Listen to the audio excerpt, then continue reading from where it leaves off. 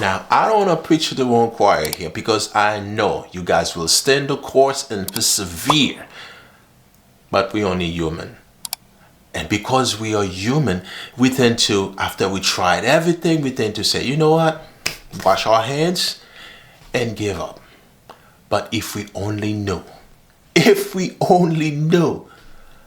I know it's a mystery. In this video, we're going to unfold the mystery of if we only knew. If we only knew, trust me, it's a lot we would have done differently. So in this video, yes, we're going to unfold this, the mystery of if we only knew. First of all, we would have held on a little longer. We would have stopped when we stopped. We would have let go and quit when we did. There are a lot of people walked away right before the miracle, the big break, if you may call it like that. They give up in the final stretch, not realizing that the finish line is just ahead. Because sometimes that one more hour, that one more attempt, that one more phone call, that one more meeting, that one more meet and greet, shake hands, that one more, it's all that stands between you and your big moment, your big break. Now, imagine how silly, how ridiculous it will be, and then you give up today, and your big break would have been the next day. So we have to know when to draw the line. And the best way to draw this line, it's really to persevere. So how do you know when to keep on? How do you know when to persevere? The answer is simple. It may seem vague, but it's simple. The commitment has to line up with the purpose that our Creator has for us.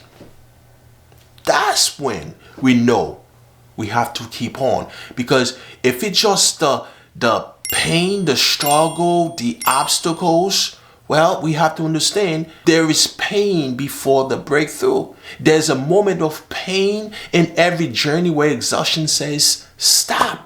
Where exhaustion whispers, this is too much. Where doubt says, it's not working. Where the weight of the struggle so overwhelming, it makes quitting feel reasonable. That's that moment.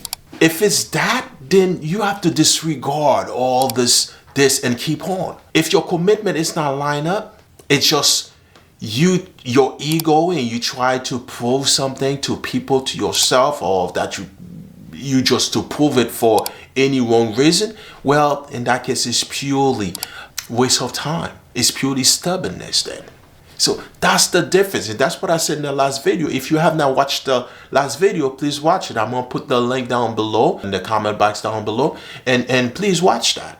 So that's the difference. This is a pure difference between a commitment and stubbornness. So we don't want this to be you being stubborn, signs that clearly saying that this is not the thing for you. But at the same time, when it's for you, God promise it to you, and you see it that it's yours and it's your call to do, of course you will have obstacles, of course you will have difficulties, but you have to understand that God works the most when things seem so hopeless. It actually says, blessed is the one who perseveres on the trial, because having stood the test, that person will receive the crown of life that the Lord has promised to those who love him.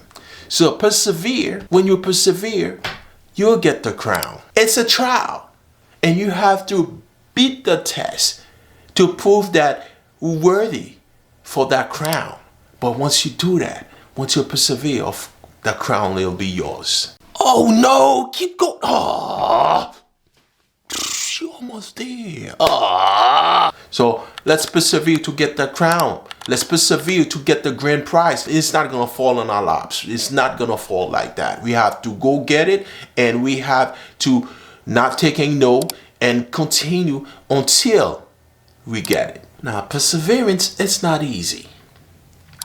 It is staying when everything in you wants to leave. It is believing when you cannot yet see.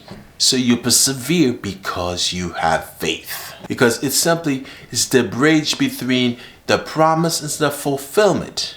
Many of life's failure are people who did not realize how close they were to success when they gave up. They did not know how close they were. If they only knew, they would have held on a little longer.